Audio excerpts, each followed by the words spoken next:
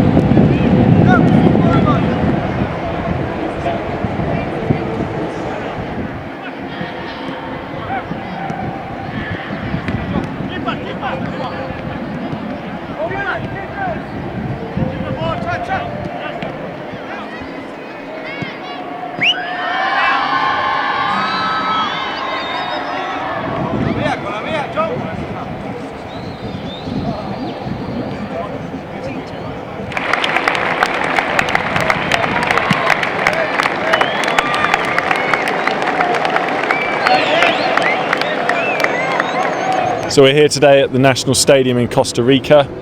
Fulham are doing an open training session on the pitch.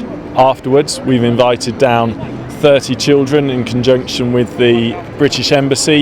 It's a charity they work with, like ourselves, they're trying to build better lives through sport. We'll have 30 children doing soccer skills on the pitch, and it's probably the first and last time that they'll get the opportunity to do something like this. So we'll use a few of the players and try and make it a really good experience for them. Reese comes from a part of town that's very close to where the football school is and the football academy is, and where all these youngsters train. And I mean, for them, he's a real role model and a real hero to them. If they can think that, you know, the future holds something like that for them, I think they're going to be a lot more dedicated to, you know, the team, to participating, and also for their general education. So it's, you know, sport is part of all of the things that we're trying to motivate and encourage here. Vamos, little header. Education Plus is working with a lot of children in quite difficult circumstances from disadvantaged backgrounds and a lot of drug and solvent abuse. So what we're trying to do here with Education Plus is, you know, give the kids some sport, something really that they can look forward to as part of their after-school activities. For them, most of them have never been inside the National Stadium. They've never had the opportunity to play and train like this. So for them, it's a huge event and a really big deal for them.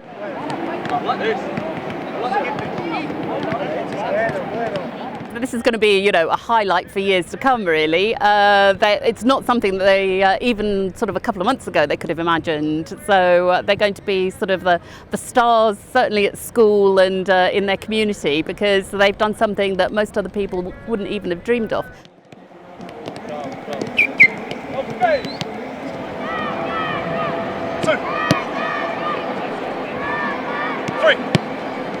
What is the ultimate aim of the whole pre-season process? So for us, it's all about maintaining and developing the players. So you've got 3 or 4 different sort of objectives within the pre-season. You've got the maintenance, but first of all, you've got to adapt and stimulate and overload the players as well to get them back to the level where they were. In terms of how it works, we give the players 6 weeks preparation, and we'll incorporate games into the 2nd and 3rd week into that, so we get to the football-specific stuff as quick as possible in order to get to the game preparation and make sure the players are ready for the first game of the season.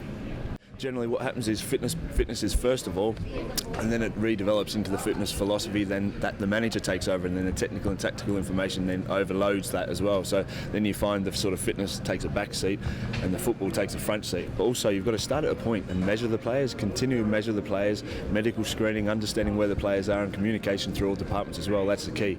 For me, you know, it's a hard one. You've got 24 players on this trip plus goalies, you know, so it's a hard one to manage and keep them happy. But, you know, we're doing well so far, I guess.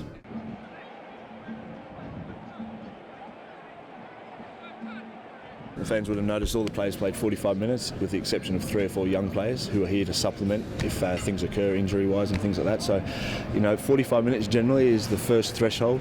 You'll probably find in the next game the players will play between 60 and 90 minutes, or they definitely will play between 60 and 90 minutes, and then on Saturday you might find 3 or 4, if not the entire team, sustaining 90 minutes. And the idea is to get them, introduce them to football immediately with the first game and then introduce them. As I said, it might be completely different. Martin's got a few things in his mind, whether it not be 60 or 90 minutes, and we change the teams, but we'll see how we go.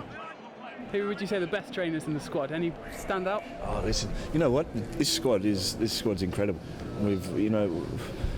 We spend so much time together, but we've really developed some form of work ethic here, and especially from last year, the guys weren't happy with the last year's end of, or where we finished in the table, so a lot of the senior group have taken it upon themselves with the manager to really instill a work ethic, and from what I've seen in the first 2 weeks, along with the coaching staff and medical staff, that's been implemented throughout the squad. We're enjoying our work, we're working hard. In terms of the best, listen, I've got favourites, don't get me wrong, because we get on with personalities. You've got your Damien Duffs, your Steve Sidwells, your Hangerlands.